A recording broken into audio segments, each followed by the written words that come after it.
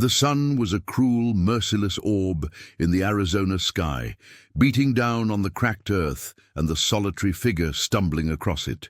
Sarah's boots, worn to a thread, kicked up small clouds of dust with every weary step.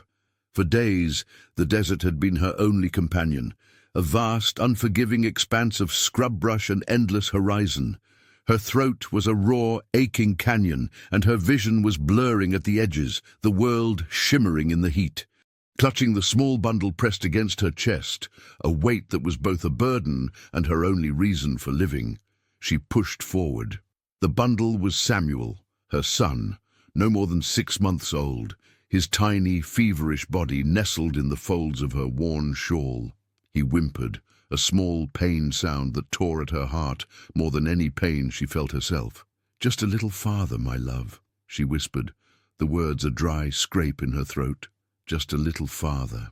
Her husband, Daniel, had been gone for 3 months, a victim of a barroom brawl gone wrong in a dusty town called Silver Creek.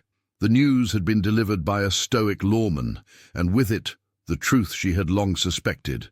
Daniel had a gambling problem and a mountain of debt. But the real nightmare began after his death. Her brother-in-law, Arthur Thorne, a man with a gaze as cold as a winter moon and a reputation built on violence and greed, appeared at her doorstep.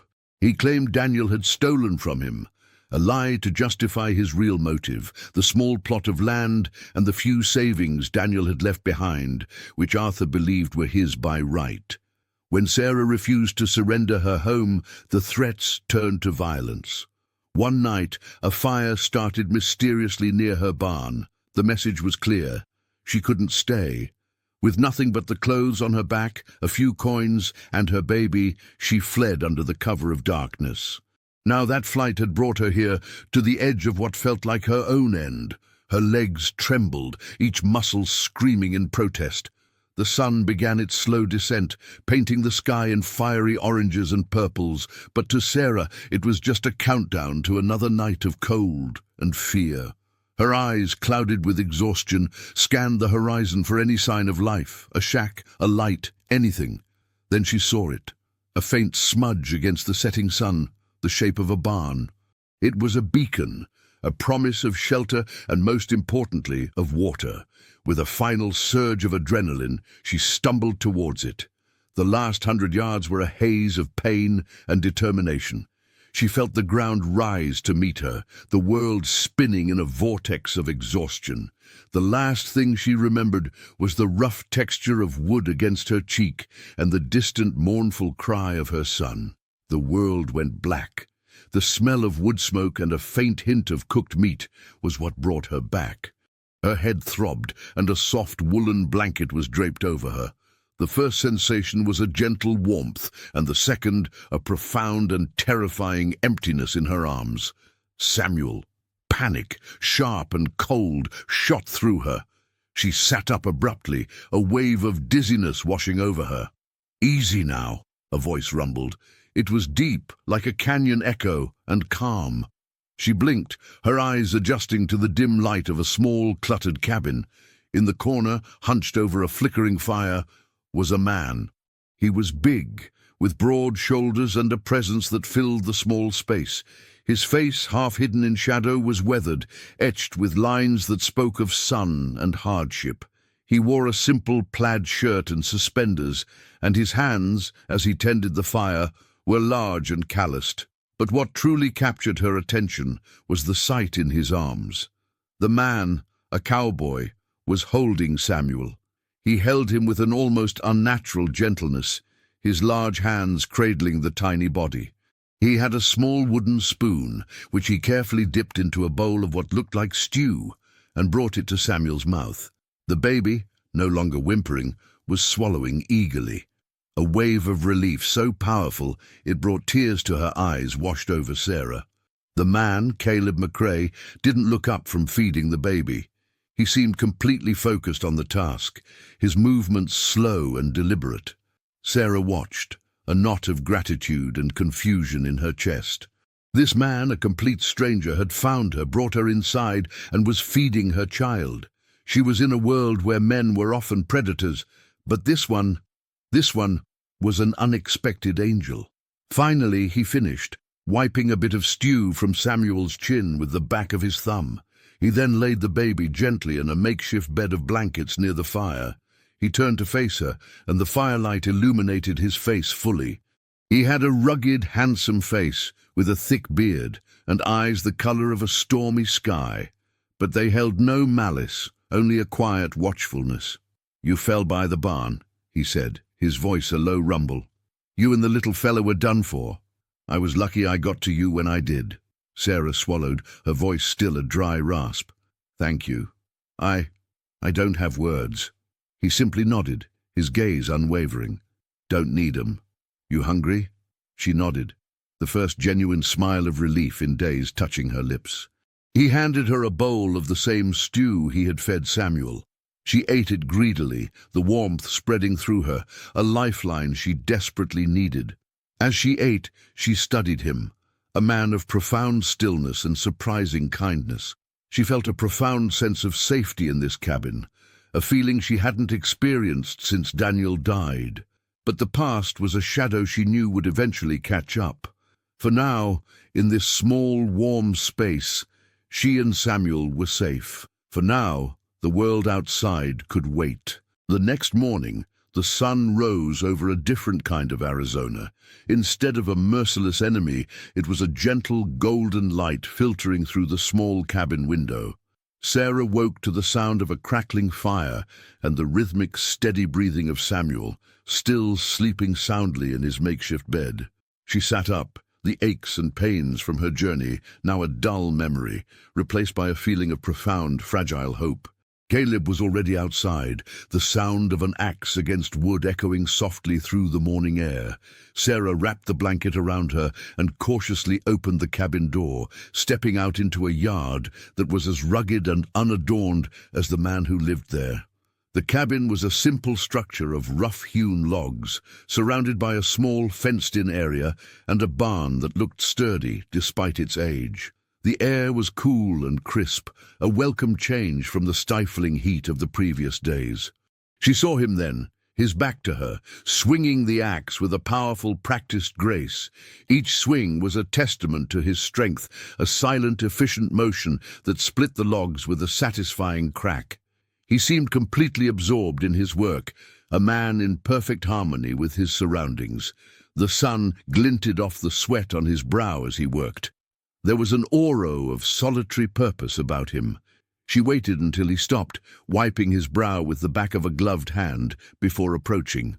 "Morning," she said, her voice still a bit hoarse but stronger now. He turned, his eyes holding their usual quiet watchfulness. "Morning. Get some rest?" "More than I've had in weeks," she admitted. "My name is Sarah Monroe." He nodded slowly. Caleb McCrae." "I can't thank you enough, Caleb," she said, her voice thick with emotion. You saved us." He shrugged as if it was no big deal. "Didn't do much. Just gave you a place to rest. You look like you need it." "I do," she said. "I've been on the run." The words hung in the air, heavy with unspoken danger. Caleb's expression didn't change. He simply leaned the axe against a stump and gestured towards the cabin. "Come on, I'll make coffee." Inside, the cabin was more than just a shelter. It was a home, albeit a Spartan one. A single bed, a small table, a few shelves lined with books, and the ever-present fireplace were all there was. Caleb moved with an easy, practiced familiarity, grinding coffee beans and putting a pot on the fire. He was a man of routines, a man who clearly lived alone. As they sat at the small table, sipping the strong, bitter coffee, Sarah found herself wanting to talk. It was a need she hadn't realized she had, to tell her story to someone, to share the weight that was crushing her. She began with Daniel's death, her voice trembling slightly, then moved on to Arthur and the fire. She told him about the fear that had driven her across the desert, the desperation she felt for her son's safety. Caleb listened, his gaze never leaving hers, his expression a mask of impassive calm. He didn't interrupt, didn't offer platitudes. He simply listened, a silent, solid presence. It was a kind of kindness she hadn't expected, the gift of simply being heard. When she finished, the silence in the cabin was profound. He finally spoke, his voice low. "He'll be looking for you." It wasn't a question. She nodded, a shiver running down her spine. "I know, he won't stop. Not as long as he thinks I have what he wants." Caleb's eyes narrowed slightly. "What does he want?" "The deed to the land," she said, her voice barely a whisper. "Daniel left it to me. It's all we have. He thinks Daniel had a secret stash of money, but he didn't. Arthur won't believe me." Caleb was silent for a long moment, stirring his coffee. "You can stay here for a while. Rest up. The land is mine, not his. He won't be looking for you out here." "I can't ask that of you," she said, a new wave of gratitude and fear washing over her. "It's too dangerous. He's a ruthless man." He looked at her, and for the first time she saw a flicker of something she couldn't quite place in his eyes, a flicker of an old, buried fire. "I'm not afraid of him," he said simply. The statement wasn't a boast, just a simple fact. That day, a fragile truce was struck. Sarah would stay, and Caleb would provide a temporary haven. She spent the day helping him with chores, feeding the chickens, mending a few of his tattered clothes. Samuel, her little shadow, was a constant presence, his bright eyes taking in the new world around him. He seemed to have taken to Caleb, giggling whenever the big man spoke to him in a soft, low voice. As the sun began to set, they sat by the fire, a sense of a shared, quiet peace settling over them. It was a fragile peace, a temporary one. Sarah knew the desert had given her a lifeline, but she also knew that the storm was coming. It was only a matter of time before the past came knocking on their door, and when it did, she wondered if Caleb's strength would be enough to hold the darkness at bay. The days at Caleb's farm settled into a rhythm, a fragile dance of two strangers learning to live in a shared space. Sarah, accustomed to a life of refined but simple domesticity, quickly adapted to the rugged demands of frontier life. She cooked, cleaned, and tended to Samuel, but also helped Caleb with chores around the farm, her hands, once soft, now becoming calloused and strong. She learned to mend fences, to feed the livestock, and to fetch water from the well. She found a quiet satisfaction in the work, a sense of purpose that had been lost since Daniel's death. And she watched Caleb. He was a man of habits, rising with the sun and working until dusk.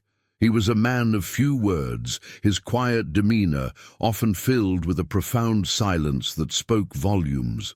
He never asked about her past beyond what she had already told him, and she, in turn, never asked about his. It was an unspoken pact of respect and privacy, but she noticed things. The way he would sometimes stare off into the distance, his eyes unfocused, as if lost in a memory.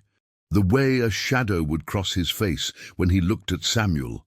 It was clear he had a story of his own, a past as burdened as hers. One evening, after Samuel was asleep, Sarah sat by the fire, mending one of Caleb's worn shirts. The silence was comfortable, filled with the crackle of the fire and the lowing of the cattle in the distance. She finally broke the quiet. "Caleb!" He grunted, not looking up from his work of sharpening a knife. "You're good with him," she said softly, gesturing with her head towards Samuel. "With the baby." He stopped, his hand stilling on the stone.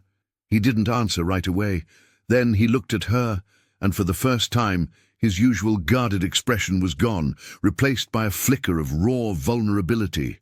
"I had a son," he said, his voice a low, rough whisper. The words hung in the air, heavy with unspoken tragedy. Sarah's heart ached for him. She said nothing, just waited, her gaze gentle and encouraging. "His name was Thomas," he continued, his eyes now fixed on the flames. "He was 3 years old. We were traveling, my wife, Mary, and me. We were on our way to Oregon. He got sick, a fever. There was nothing we could do. The nearest town was too far away." His voice trailed off, his shoulders slumping with the weight of a memory that still felt as fresh as the day it happened. "I'm so sorry," Sarah said, her voice choked with emotion. He shook his head, a bitter smile on his face. "It was my fault. I was too stubborn. Insisted we keep moving. I thought we were strong enough. I thought I could protect them." The silence that followed was different now, no longer a comfortable truce, but a shared grief, a bridge built between two shattered souls.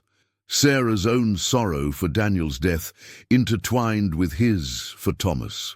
She understood the feeling of self-blame, the desperate need to find a reason, a way to have changed the outcome. She had been on a journey of escape, while Caleb's journey had been one of standing still, frozen in a landscape of loss. He was silent for a long moment, the knife now forgotten in his hand. Mary. She never got over it. The grief. It was too much. She just faded.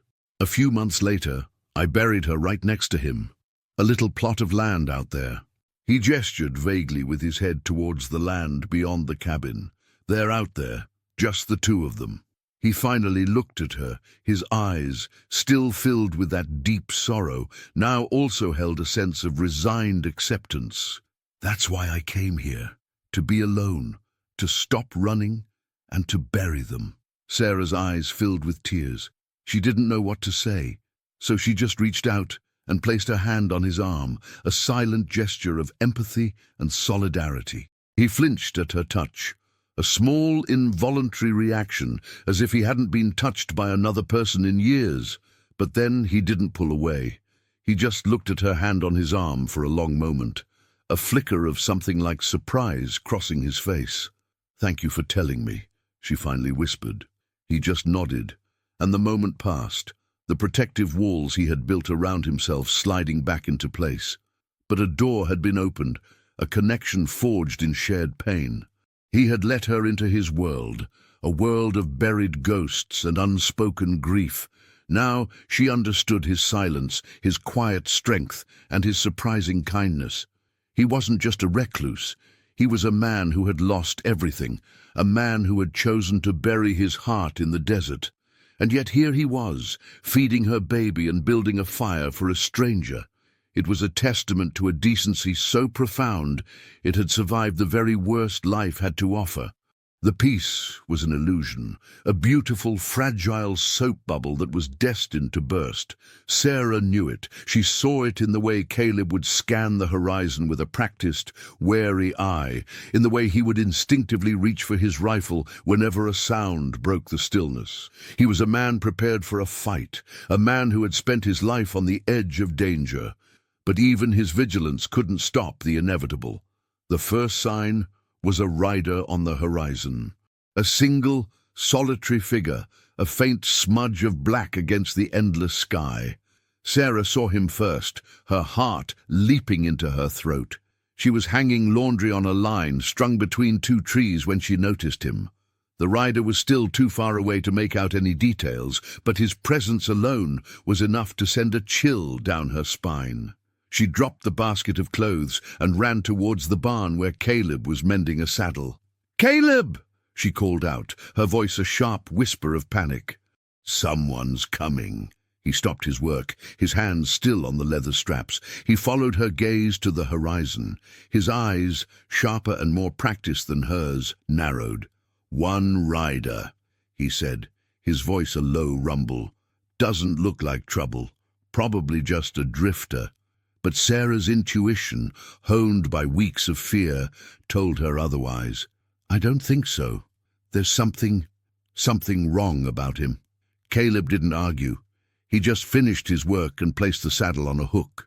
He walked to a small shed, emerging moments later with his rifle. He checked the action, a familiar, smooth motion, and then leaned it against the side of the barn, always within arm's reach. "We'll see," he said, his voice flat. They watched in silence as the rider drew closer. The figure on the horse was tall, his posture stiff and formal, even at a distance.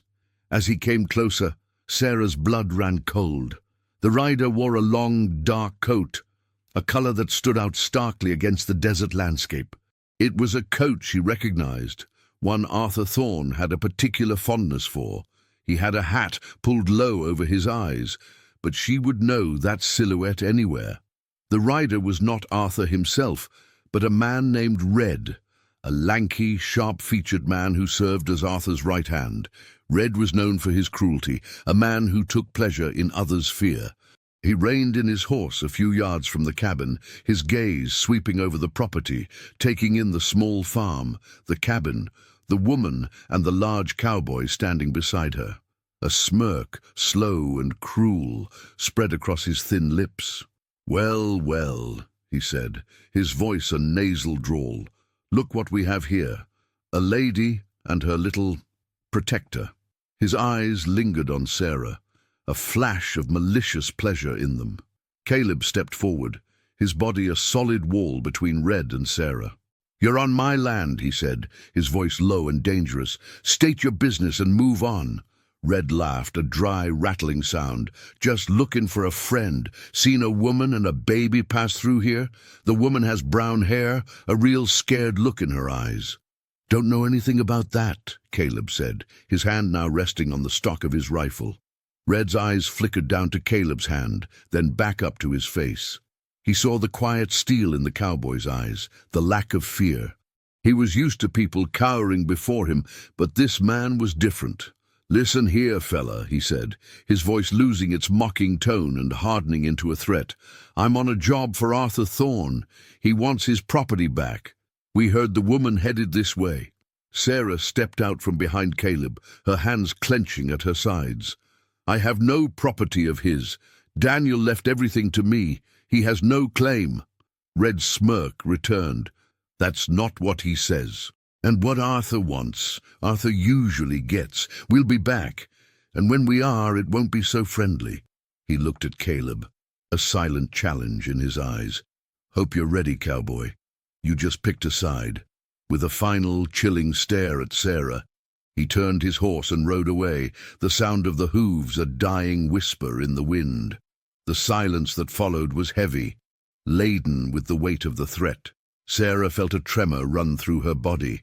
The illusion was gone. The bubble had burst. The storm was here. Caleb's face was grim. He picked up his rifle, the weapon now a tangible symbol of their new reality. He didn't say anything, but the message was clear. They were no longer just two people sharing a space. They were a team, a small unit of defiance against a powerful and ruthless man. That night, as the fire crackled, its warmth doing little to soothe the chill in her heart, Sarah looked at Caleb, his face illuminated by the dancing flames. He had warned her she was choosing a dangerous path, but she hadn't truly understood the depth of the danger until now. Arthur wasn't just a threat. He was a force of nature, a relentless predator. And Caleb, he had stood between her and that predator without a moment's hesitation. He had picked a side, and in doing so he had become a target, a protector, just as Red had called him. She finally understood the full weight of the kindness he had shown her, and the profound, silent risk he was now taking for her and her son. The morning after Red's visit, a heavy quiet settled over the farm. The air, once filled with the simple sounds of daily life, now buzzed with an unspoken tension. Sarah moved through her chores with a new urgency, her every action fueled by a quiet desperation. Caleb, too, was different. His watchfulness was no longer a habit, it was a sharpened focus. He spent the morning reinforcing the flimsy fence, his movements precise and methodical, a man preparing for a siege. "He'll be back," Sarah said, her voice low as she brought him a canteen of water, "with more men. He always travels with a gang." Caleb took a long drink, his eyes scanning the surrounding landscape. "I know. This place isn't built to withstand a full-on attack." He looked at her, his gaze steady. "We need to get you and Samuel to town. Now." Sarah's heart hammered against her ribs. She had been on the run, and the thought of facing a new set of strangers filled her with dread. But she knew he was right. They couldn't stay. "Dust Creek?" she asked, a town she had only heard rumors of. He nodded. "It's small. Folks are independent. A few of the men there owe me a favor or two. Might be able to get some help. He didn't elaborate, and she didn't ask.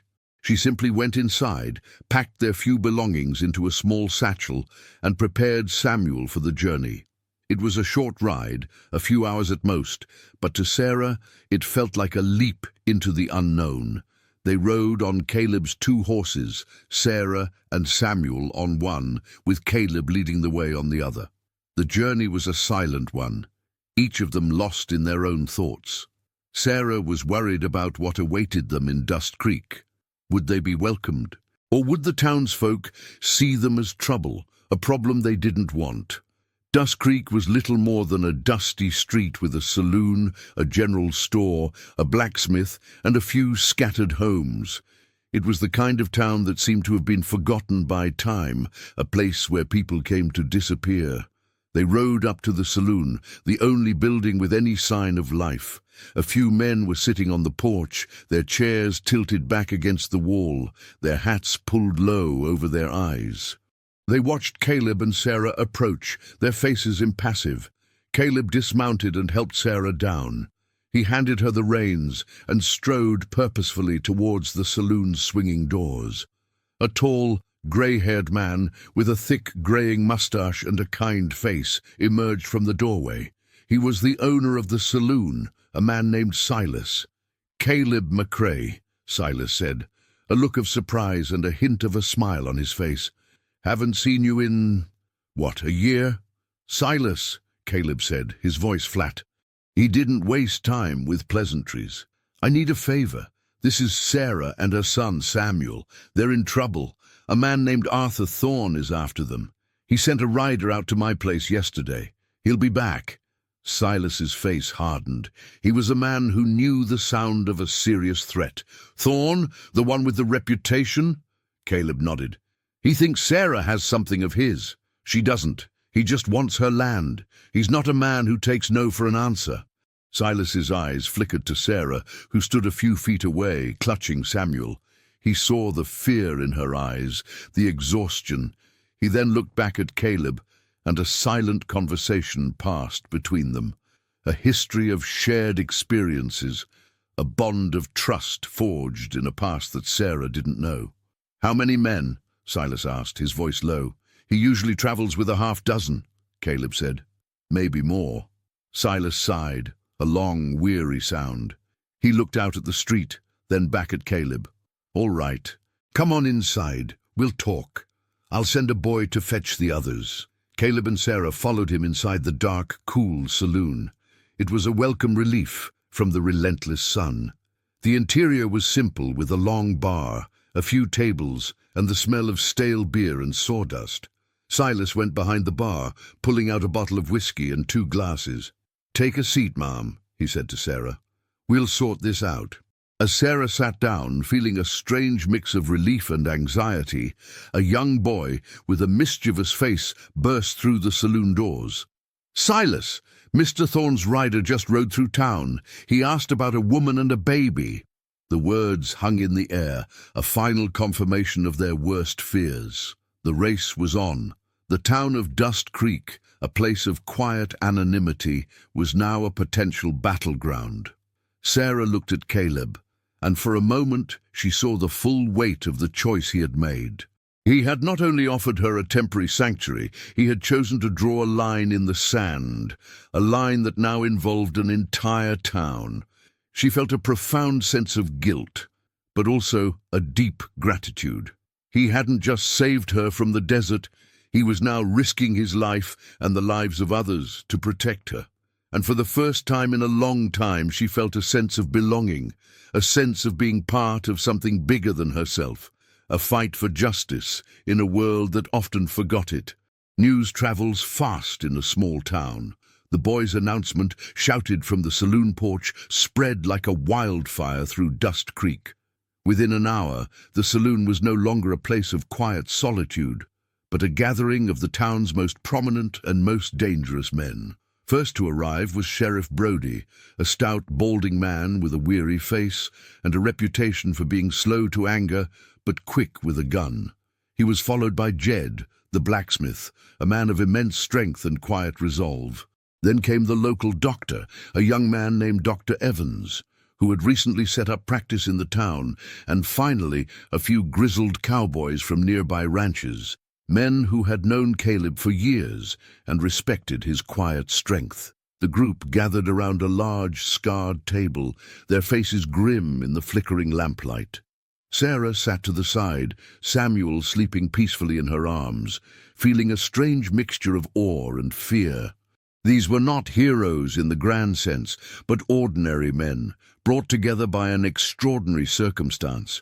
Sheriff Brody leaned forward, his hands resting on the table.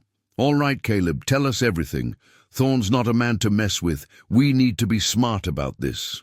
Caleb, ever the man of few words, laid out the situation plainly. He described Sarah's flight, Arthur's relentless pursuit, and Red's visit.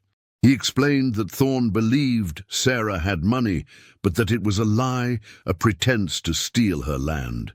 "He wants her land, and he wants her," Caleb said, his voice flat. "He'll be back with his gang. They're a ruthless bunch. No rules, no mercy." A collective grimace passed through the room. They all knew Thorne's reputation. He and his gang had been a plague on the region for years, their violence and lawlessness a blight on the land. But they had always operated on the fringes, never daring to come into a town with a semblance of law and order. Until now. Jed, the blacksmith, a man whose hands were as hard as the iron he shaped, was the first to speak. "We can't just let him take her. This is our town. We won't let a bunch of outlaws ride in and do as they please." "It's not just a matter of pride, Jed," said Sheriff Brody. "It's a matter of survival. If we let them get away with this, they'll be back. They'll see us as easy pickings." A quiet murmur of agreement passed through the group. The men of Dust Creek had chosen their side. They were not just protecting Sarah and Caleb, they were protecting their way of life. Dr. Evans, a man more used to setting bones than loading a gun, spoke up, his voice surprisingly firm. "What do you need, Caleb? We'll help however we can." Caleb looked at him, then at the others. His eyes, usually so guarded, held a flicker of something new, a flicker of gratitude. He knew he wasn't alone in this. "We need to fortify the town," Caleb said, his voice now taking on the tone of a commander. "The saloon and the general store are the only two brick buildings. We'll make them our strong points. We need to get the women and children into the buildings and board up the windows. Jed, you're good with a hammer and nails. Get to it. Brody, you and the others, you know the layout of the town better than I do. Figure out the best ambush points. We'll need men on the roofs. Dr. Evans, get your supplies ready. There will be injuries." The men, used to Caleb's quiet authority, didn't hesitate. They stood, their faces now filled with a grim determination. The fear was still there, but it was now overshadowed by a newfound resolve. As the men dispersed to carry out their duties, Sarah walked over to Caleb, a look of profound gratitude on her face. "Caleb, I can't believe they're doing this. For me. For us." He just nodded, his eyes scanning the street, watching as the men began to work, their movements now a silent ballet of preparation. "They're not doing it for us, Sarah. They're doing it for themselves, for their town. They just needed a reason to stand up to him." But Sarah knew better. She had seen the fear in their eyes. They were taking a risk, a big one.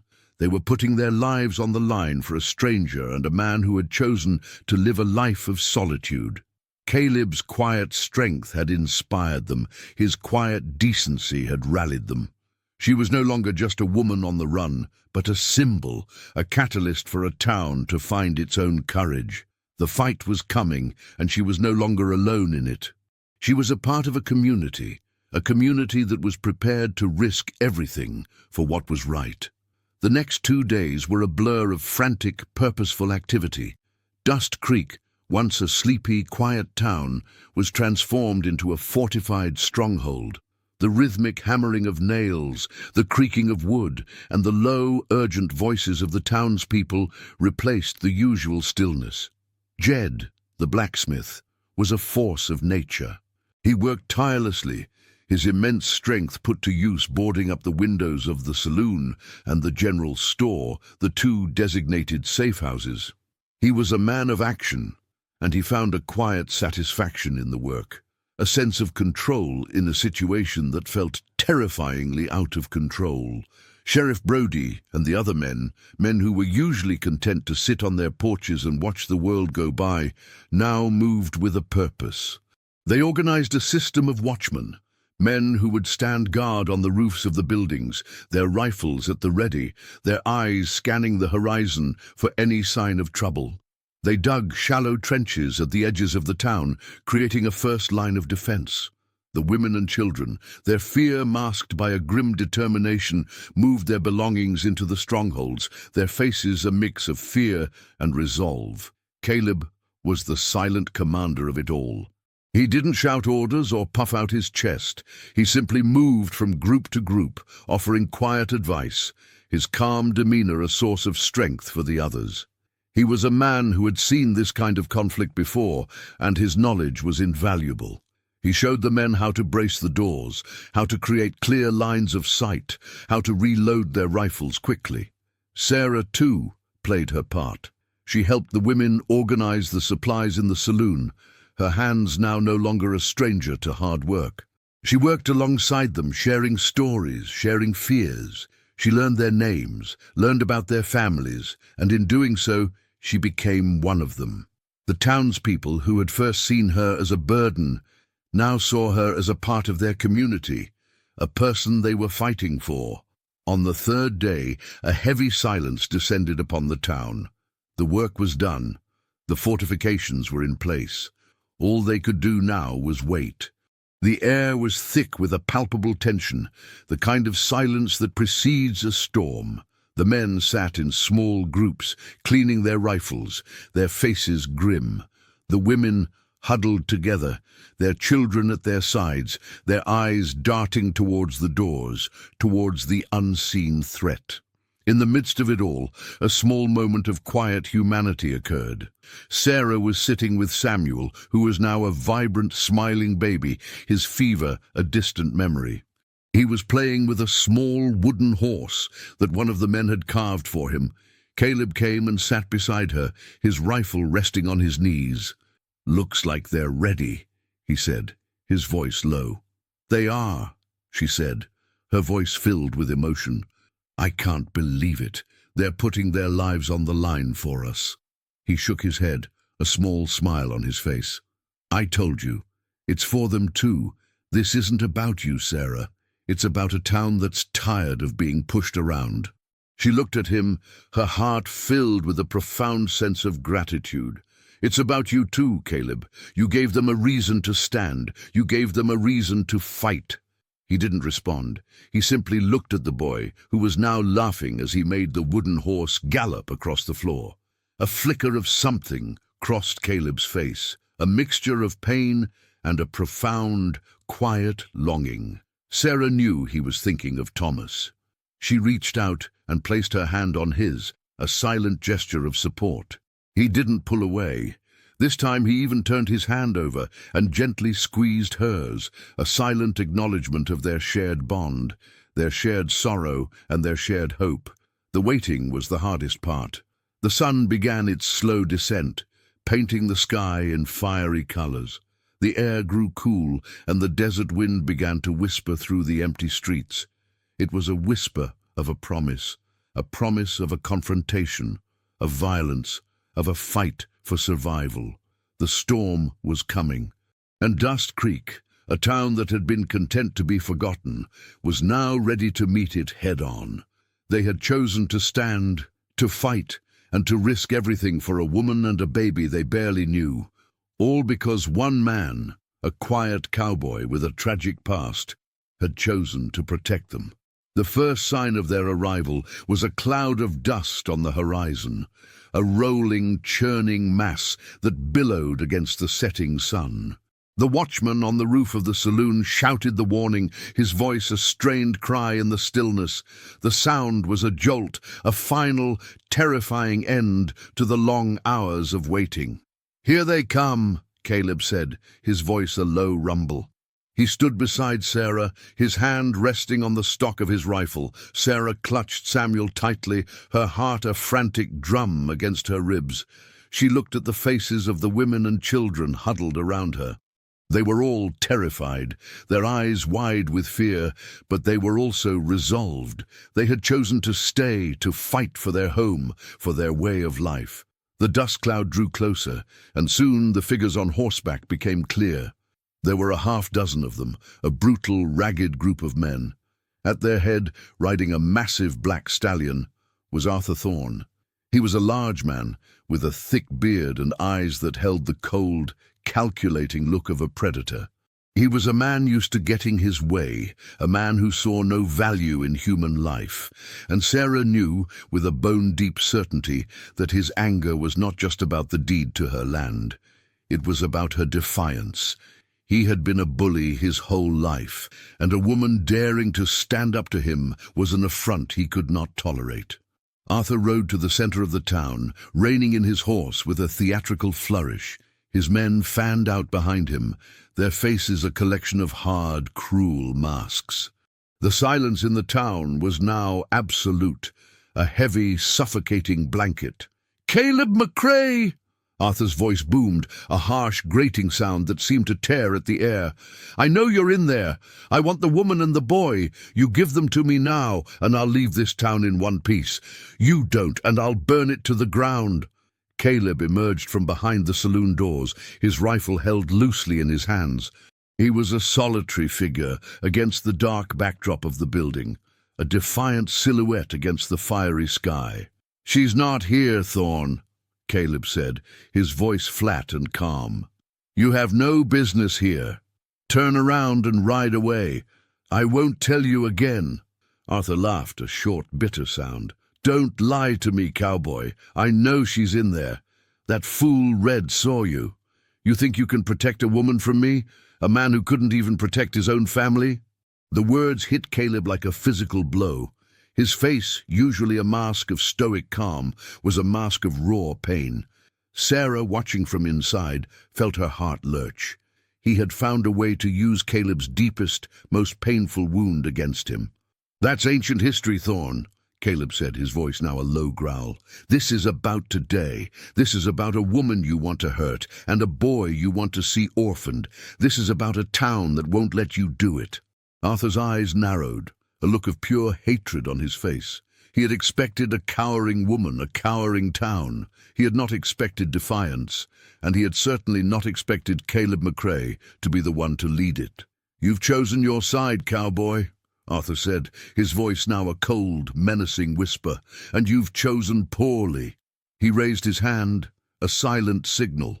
Suddenly, a gunshot rang out, not from Arthur's gang, but from the roof of the general store. The bullet hit the ground just a few feet from Arthur's horse, a loud, clear warning. The rider was Jed, the blacksmith, his rifle still smoking. "Get out of our town, Thorne!" Jed's voice, a deep, booming sound, echoed across the street.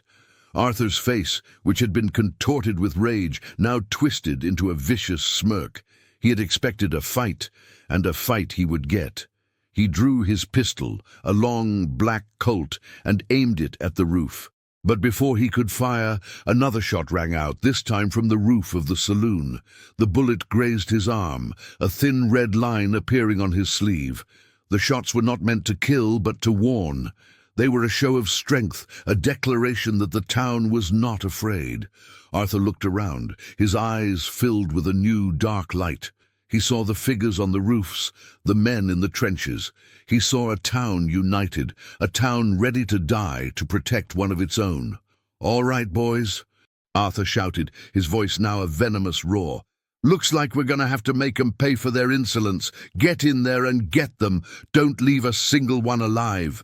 With a shout, Arthur's men spurred their horses, riding towards the buildings, their guns drawn. The first shot was met with a volley of gunfire from the rooftops, the sound of the rifles echoing through the dusty streets. The battle for Dust Creek had begun. Sarah, watching from inside, felt the profound, terrifying reality of the situation. This was not a game. This was a battle for their lives, a battle that Caleb had chosen to lead, a battle that the town had chosen to fight, all for a woman and her child, all for a principle. She felt a profound sense of awe and a deep, agonizing fear for the man who was now standing on the front lines, fighting a ghost from his past in order to save her future. The first volley of gunfire ripped through the air, shattering the tense silence of the town. The sound was a symphony of chaos. The sharp crack of rifles, the thud of bullets hitting brick and wood, the shouts of men, and the frightened whinnies of horses. Inside the saloon, Sarah huddled with the other women and children, the world outside a terrifying blur of noise and violence. She could hear Caleb's voice, a steady, calm presence in the maelstrom, shouting orders to the men. Arthur's men, a ruthless and seasoned gang, were not easily deterred.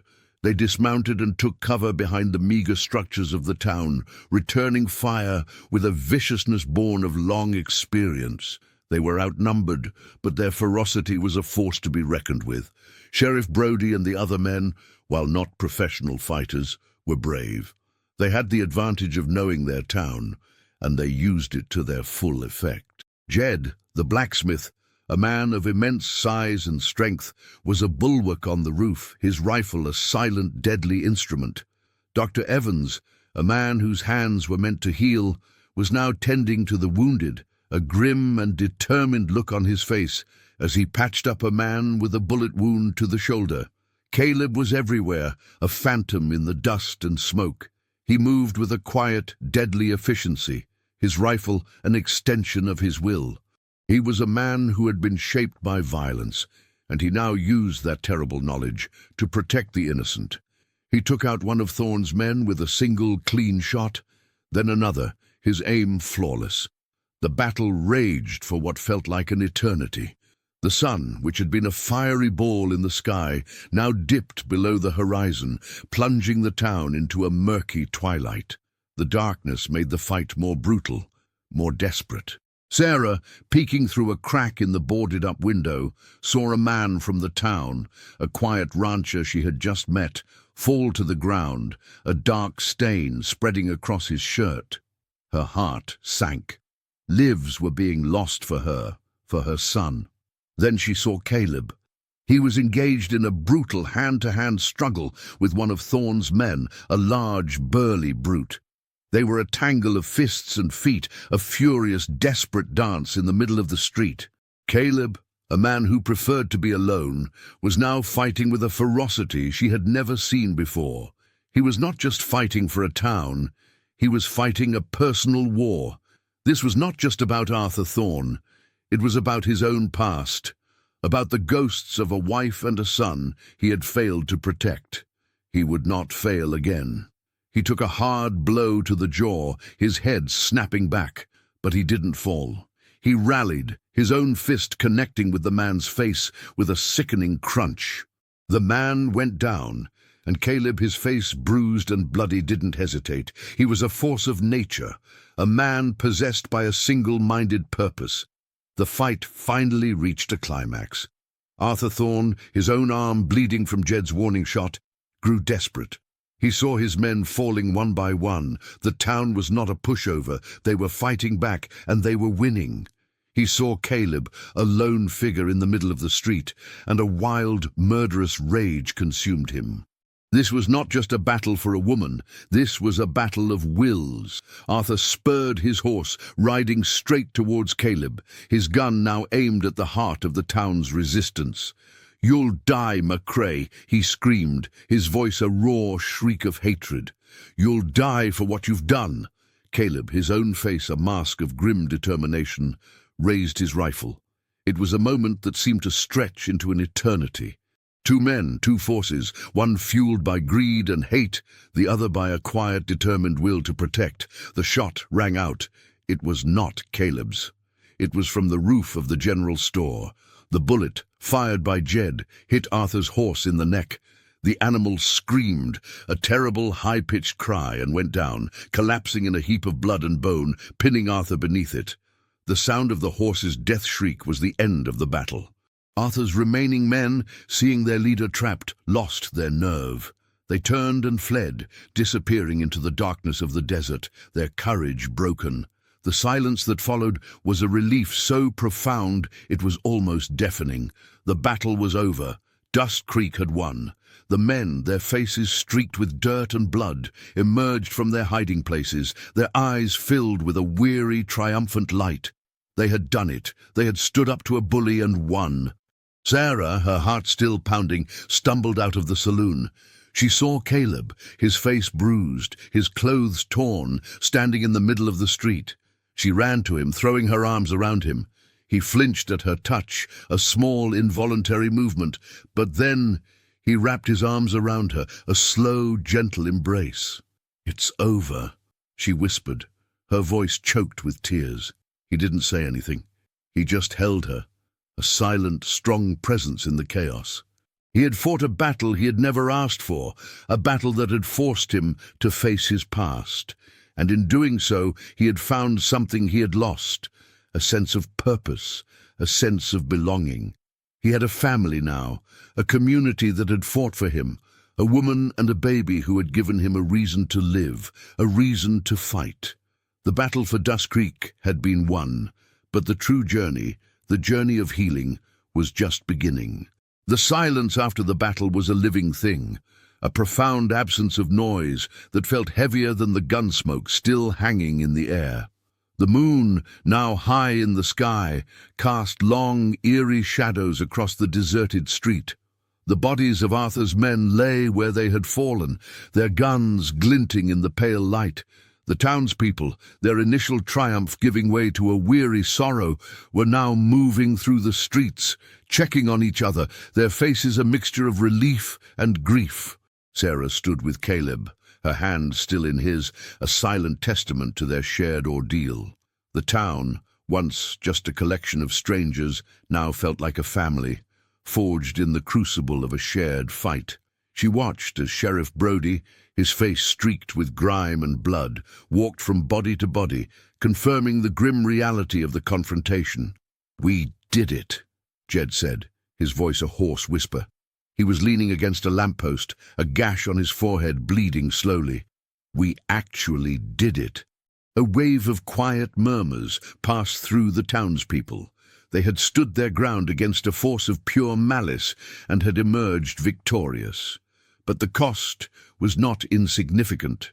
Dr. Evans, his hands now trembling, was tending to the wounded. The rancher who had fallen was carried into the saloon, his family's silent grief a heavy presence in the air. This victory was not without its price. Caleb, his own injuries a testament to the ferocity of his fight, finally spoke. "It's not over," he said, his voice low and serious. "Arthur's still out there. We need to find him." Silas, the saloon owner, emerged from the building, a lantern in his hand. "He's pinned under his horse," he said, his voice flat. "Looks like Jed's shot hit the mark." They walked towards the center of the street, where the great black stallion lay, its leg twisted at a grotesque angle. Pinned beneath its immense body was Arthur Thorne, his face contorted in a mixture of pain and blind fury. He was wounded, but not mortally. His gun lay on the ground, just out of his reach. He looked at Caleb, his eyes burning with a hatred so deep it was almost tangible. "You son of a bitch," he rasped, his voice a choked wheeze. "You think this is over? I'll find a way out of this. I'll hunt you down. I'll find you and I'll kill that boy, and I'll do it in front of you. I swear it." Caleb's face was a mask of cold fury. He walked over to the man, his eyes locked on Arthur's.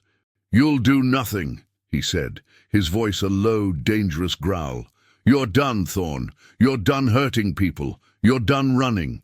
Sheriff Brody stepped forward, his pistol now in his hand. "Caleb's right. We're taking you in, Thorne. You'll stand trial for everything you've done." Arthur just laughed, a bitter, rattling sound. "Trial? In this godforsaken town? You think you're a lawman, Brody? You're just a coward hiding behind a badge." The sheriff's face hardened. He was a man of the law, but he was also a man of his time. He knew that justice in the frontier was a fragile thing. He knelt down, checking Arthur's leg. It was broken, a compound fracture that would require medical attention.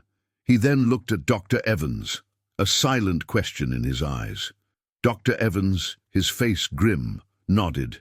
He'll live, for now. Arthur was a snake, a venomous creature that had been cornered.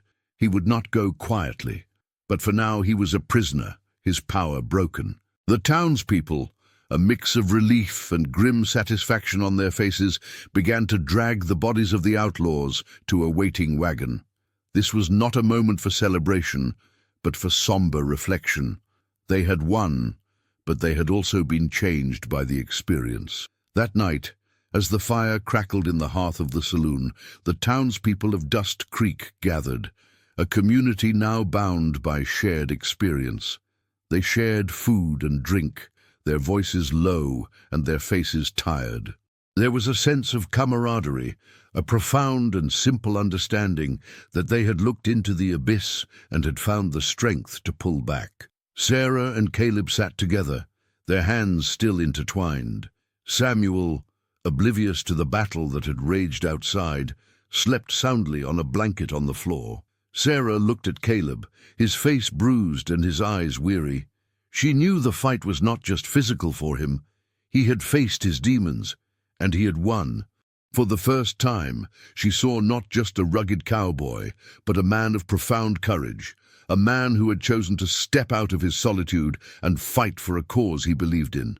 He looked at her, a small, tired smile on his lips. "Told you we'd be all right," he said, his voice a low rumble.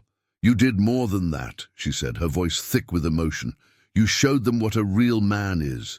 You showed me what a real home is." He didn't answer. He just squeezed her hand, a simple gesture that spoke volumes. The battle was over. The future was still uncertain. But for now, they were safe. And for the first time in a long time, Sarah felt a profound sense of peace. She was home. The days and weeks following the battle were a period of rebuilding, both physical and emotional. The town of Dust Creek, once a place of quiet anonymity, was now a place of shared history. The bullet holes in the walls were a permanent reminder of the day they stood their ground, a testament to their bravery. The townspeople worked together to repair the damage, their movements slow and deliberate, a silent acknowledgement of the lives that had been lost. Arthur Thorne, his legs set and bandaged, was locked in the small jail cell in the back of the sheriff's office. He was a caged beast, a wounded animal whose power was gone, replaced by a bitter, simmering rage. Sheriff Brody, who had been a weary and reluctant lawman, was now a man of purpose. He was no longer just the town's sheriff. He was the man who had brought down the most feared outlaw in the region. He spent his days in the jailhouse, waiting for a marshal from the nearest city to come and take Arthur away for a proper trial. Caleb and Sarah's relationship deepened in the quiet aftermath. The walls between them, once so thick with unspoken grief, had been shattered by the shared trauma of the battle. They no longer felt like strangers. They were two people who had found each other in the most unexpected of circumstances, two shattered souls finding a strange, comforting wholeness in each other's presence. Sarah, no longer just a terrified fugitive, found her footing in the town. She was no longer just the woman Caleb saved. She was Sarah, a widow, a mother, and a survivor. The women of the town, who had once been wary, now embraced her. They shared recipes, shared stories, shared their lives with her. She found a quiet comfort in their company, a sense of belonging she hadn't had since her childhood. She had lost her home, but she had found a new one. Caleb, too, was a changed man. His solitude, once a source of comfort, now felt like a lonely prison. He still had his moments of quiet reflection. His eyes still held the distant sadness of a man who had lost everything. But now, when he looked at Samuel, there was no longer just the ghost of Thomas in his eyes. There was a new light, a flicker of hope, a profound and simple love for the child who had, in a way, been a gift from the desert. One afternoon, as Sarah was helping him mend a fence, she finally brought up the topic that had been on her mind. "Caleb," she began, her voice soft, "what will you do when all this is over?" He stopped his work, his hands still on the wood. He looked out at the rolling hills, the endless horizon. This had always been his home, a place of solitude, a place to hide. But now it felt different. "I don't know," he said honestly. "I suppose I'll keep working the land. It's what I know." "What about us?" she asked, her voice trembling slightly. He turned to face her. His eyes, usually so guarded, now held a deep, unreadable vulnerability. "Sarah, I'm a broken man. I have a lot of ghosts. I don't know if I can be the man you deserve." She took his hand, her gaze steady and unwavering. "We're all broken, Caleb, some more than others. But that's the point, isn't it? To find someone else's broken pieces that fit with your own. I'm not asking you to be a different man. I'm just asking you to be the man you are. The man who fed my baby, who built a fire for a stranger, who risked his life for people he didn't even know." He was silent for a long moment, his eyes searching hers, 1,000 thoughts running through his mind. He had been so used to being alone, to carrying his grief by himself. The thought of sharing it, of allowing himself to love again, was terrifying. But as he looked at her, at the quiet strength in her eyes, at the simple, profound honesty in her face, he knew he had to try. He had to take a chance. "I'm scared," he admitted, the words a raw, painful whisper. "Me too," she said, a small, sad smile on her lips. "But we're scared together now, and that's a start." He nodded, a quiet sense of peace settling over him. He had found his redemption not in a dramatic act of heroism, but in the simple, everyday acts of kindness and love. He had been given a second chance, a chance to rebuild not just a town, but a life. And for the first time in a very long time, he felt a flicker of hope, a hope that was as fragile and as beautiful as the sunrise over the Arizona desert. With Arthur Thorne's fate sealed, a new kind of routine settled over Dust Creek. The tension that had once been a constant low hum in the air was replaced by a sense of purpose and community. Caleb and Sarah's place in this new rhythm was undeniable. They were no longer just two people living on the outskirts. They were central figures, their story intertwined with the very fabric of the town. Sheriff Brody, with a new air of authority, managed the town's business and organized the transportation of Arthur to a larger city for his trial. The outlaw's horses and gear were sold off, the money used to compensate the families who had suffered losses during the fight. It was a new kind of justice, one based on community, not just a badge. The biggest change, however, was in the lives of Caleb and Sarah. Their days flowed into a quiet, comfortable rhythm. Sarah continued to help with chores around the farm, her domesticity now a source of quiet strength. She cooked meals that filled the small cabin with the scent of spices and stews, a stark contrast to the rough fare Caleb had been used to. Samuel, growing bigger and more curious every day, was a constant source of joy. His laughter, a bright and happy sound, now echoed through the quiet valley, a sound that Caleb had never thought he would hear again. Caleb found himself watching her more and more. He watched the way she tended to Samuel, her face soft with a mother's love. He watched the way she moved through the cabin, her presence filling the space with a warmth it had not known in years. He watched her hands as they worked, no longer the hands of a refined city woman, but the capable hands of a woman of the West, a woman who had been through hardship and had emerged stronger for it. The physical touch that had once been so foreign to him now felt natural. He would find himself reaching for her hand as they walked, a simple, unconscious gesture that spoke of a deep, unspoken bond. He still struggled with his past, with the ghost of Thomas that still lingered in his mind. But now, when he looked at Samuel, he saw not just a reminder of what he had lost, but a symbol of what he had found. He was not just a guardian, he was a father, in all but name. One evening, as the sun set in a blaze of glory over the desert, they sat on the porch of the cabin, watching Samuel play with a stick. The silence was not empty, but filled with the quiet comfort of two people who had found their way back to life. "You know," Sarah said, her voice soft, "I used to think my life was over when Daniel died. I thought I had lost everything." Caleb nodded. I know the feeling. But I was wrong, she continued, her eyes fixed on the horizon. I lost a life, but I found another one. I found a home and a family. A strange, unexpected family, but a family nonetheless. She turned to him, her eyes shining with unshed tears. You gave that to me, Caleb. You gave me a second chance. He didn't know what to say. His own emotions were a complicated mix of guilt, fear, and a love so profound it terrified him. He had never been a man of words. He spoke with his actions. So he reached out and took her hand, his thumb gently stroking her knuckles. I didn't do it for you, he said, his voice a low rumble. I did it for me.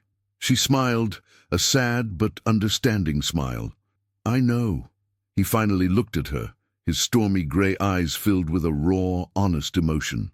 I have a lot of wounds, Sarah. A lot of scars. I don't know if I can ever be truly whole. That's all right, she said, her voice a whisper. Just be with me. Be with us. We'll be whole together. It was not a marriage proposal, not an explicit declaration of love. It was something more profound, something more real. It was an unspoken promise, a simple agreement to face the future together, no matter what it held. It was an acknowledgement that they were not perfect, that they were both broken, but that together they could be whole.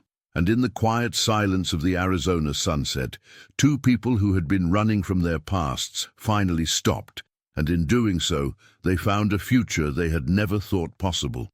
The peace was a long, beautiful one, a fragile and wonderful dream that had settled over Dust Creek and the small farm.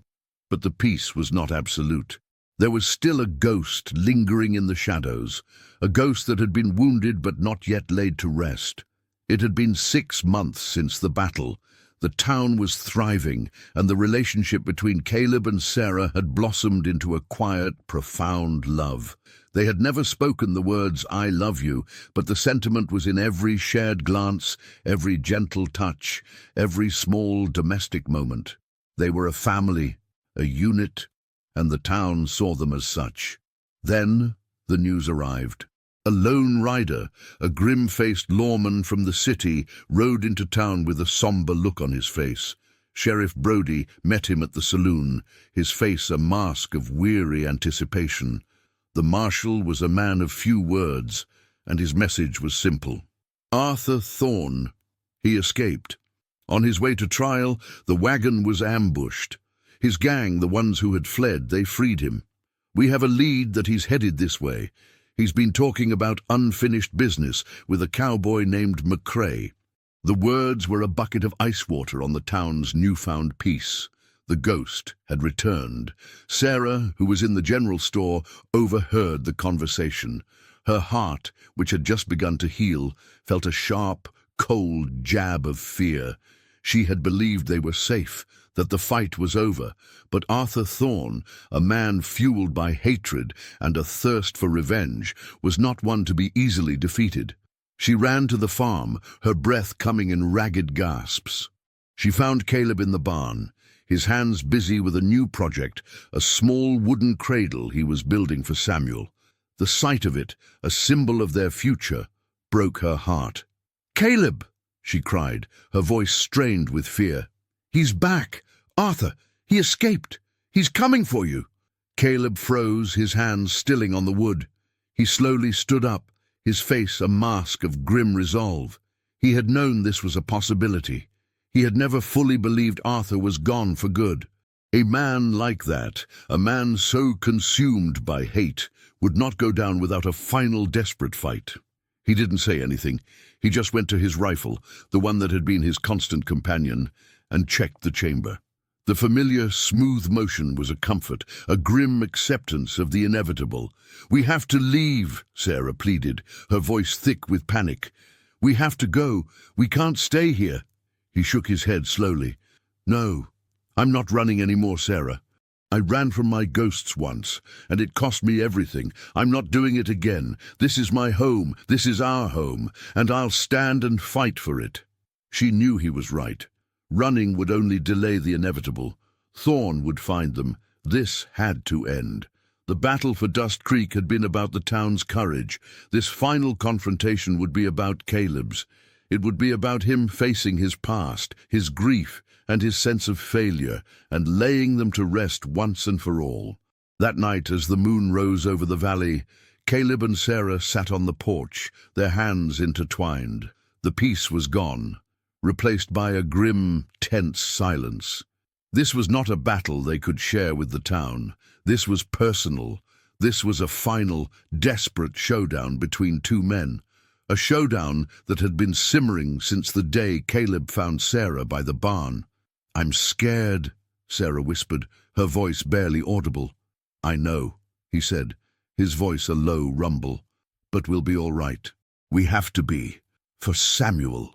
He held her close, a silent promise in his arms. He would not fail again. He would not lose his family again. The ghost of the past had returned, but this time he was ready to face it. This time he was not alone. The next day, a sense of grim anticipation hung over Dust Creek. The townspeople, alerted by the marshal, knew what was coming. They had fought once, and they were prepared to fight again. But this time, it was different. This was Caleb's fight. This was a final reckoning. Arthur, consumed by a mad, burning hatred, had bypassed the main road. He was a predator, a man who knew the land like the back of his hand. He would not ride into the town and risk another ambush. He was coming for Caleb, for Sarah, for the new life they had built. He was coming for the man who had dared to defy him, the man who had taken his rightful prize and turned it into a symbol of hope and defiance. He came at dawn. A single rider on a black stallion, his face contorted with rage, his gun in his hand. He rode not to the town, but straight for Caleb's farm, a final, terrible act of vengeance. Sarah, watching from the window, saw him. Her heart leaped into her throat, a cold, hard knot of fear. "Caleb!" she screamed, her voice a sharp, high-pitched cry. "He's here!" Caleb, who had been sitting on the porch, his rifle on his lap, stood up slowly. His face was a mask of grim resolve. This was it. The final showdown, the moment he had been dreading and preparing for his entire life. "Go inside," he said to Sarah, his voice low and firm. "Stay with Samuel. Don't come out, no matter what." She didn't argue. She just went inside, her eyes locked on his.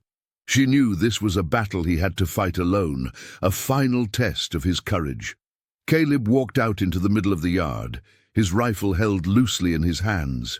He was a solitary figure against the vast, empty backdrop of the desert. Arthur reined in his horse a few yards away, his face a grotesque mask of fury. "I told you, McCrae," he rasped, his voice a choked, vengeful growl. "You can't hide from me. You can't run." "I'm not running," Caleb said, his voice flat and calm. "I'm here. It's just you and me, Thorn. Just like it should be." Arthur laughed, a short, bitter sound. "You think you're a hero? You're nothing but a coward who let his family die. You're nothing but a worthless piece of—" The rest of his words were cut off by the sound of Caleb's rifle. The shot was not aimed at Arthur. It was a clean, precise shot that hit his gun, sending it flying from his hand. Arthur, his hand stinging with pain, looked at Caleb, a look of shocked disbelief on his face. "I'm not going to kill you," Caleb said, his voice now a low, dangerous rumble. "You don't deserve to die by my hand. You deserve to face the law. You deserve to rot in a cell for the rest of your life." Arthur, his face now contorted with a new, dark kind of rage, drew a knife from his boot, a flash of silver in the morning light. He dismounted, his movements clumsy on his still broken leg. He lunged at Caleb, a scream of pure hatred on his lips. Caleb, a man who had been a brawler in his younger days, was ready. He sidestepped the attack, his own fist a blur of motion. The punch was a powerful, precise blow that connected with Arthur's jaw, a sickening crunch that echoed in the quiet morning. Arthur's eyes rolled back in his head, and he crumpled to the ground, a limp, unconscious heap. The silence that followed was a profound and beautiful thing. The battle was over. The ghost had been laid to rest. Sarah, her eyes filled with tears, emerged from the cabin holding Samuel. She ran to Caleb, her arms wrapping around him in a tight embrace. "You did it," she whispered, her voice choked with emotion. "You did it." He just nodded, his body trembling with the aftershocks of the fight. He had faced his greatest fear, his greatest enemy, and had emerged victorious. He had not just defeated a man, he had defeated his own past, his own guilt, his own demons. The man who had been running from his ghosts for years had finally stopped, and in doing so, he had found his peace. The final reckoning was a quiet affair. Sheriff Brody arrived a few hours later, his face grim but satisfied. He and the marshal who had delivered the news of Arthur's escape took the unconscious man away, bound and ready to face the justice he had so long avoided. The ghost was gone for good. In the days that followed, a sense of profound and lasting peace settled over the small farm and the town of Dust Creek. The ordeal had changed everyone. The town was no longer just a place of survival. It was a place of community, a place where people stood for one another. The friendships that had been forged in the heat of battle were now a permanent part of the town's history. For Caleb and Sarah, the change was the most profound. They had been two strangers, brought together by an act of desperation. They had been through hell, had faced down a monster, and had emerged victorious, not just against an outside threat, but against their own inner demons. One evening, as they sat on the porch, watching the sunset, Caleb finally spoke the words that had been in his heart for so long. "Sarah," he began, his voice low and a little uncertain, I know I'm not a man of words. I'm not good at expressing things, but I love you. I love you and I love Samuel. I can't imagine my life without you." Sarah's eyes filled with tears. She had waited for this moment, had hoped for it, had seen it in his actions. But to hear him say it, it was a beautiful, powerful thing. "I love you too, Caleb," she said, her voice a soft, loving whisper. More than words can say. He reached for her hand, his large, calloused fingers gently wrapping around hers. The gesture, once so strange, now felt like coming home. They were married a few weeks later in a small, simple ceremony in the town of Dust Creek. The entire town was there. It was a celebration not just of two people coming together, but of a town finding its soul. Jed, the blacksmith, was Caleb's best man. The women of the town helped Sarah with her dress. The children, including a now toddling Samuel, ran around the small church, their laughter a beautiful sound of a future filled with hope. Caleb, a man who had once buried his family and his heart, was now standing at the altar, a profound sense of peace and belonging in his eyes. He had found his redemption not in a grand act of heroism, but in the quiet, simple courage of a woman and her baby, in the unwavering support of a community, and in the profound, honest love that had been forged in the crucible of a desert and a battlefield. He looked at Sarah, at her face, which was now filled with a radiant joy. He had found his purpose. He had found his home. He had a family. And as he stood there, a new man, a man who had faced his demons and emerged stronger, he knew that the long, hard journey was over. He was no longer running from the past. He was now walking towards a new horizon, a horizon filled with hope, with love, and with a promise of a future that was as vast and as beautiful as the Arizona desert itself. The story of a cowboy, a woman, and her baby had ended not in a tragedy of sorrow and loss, but in a victory of the human heart.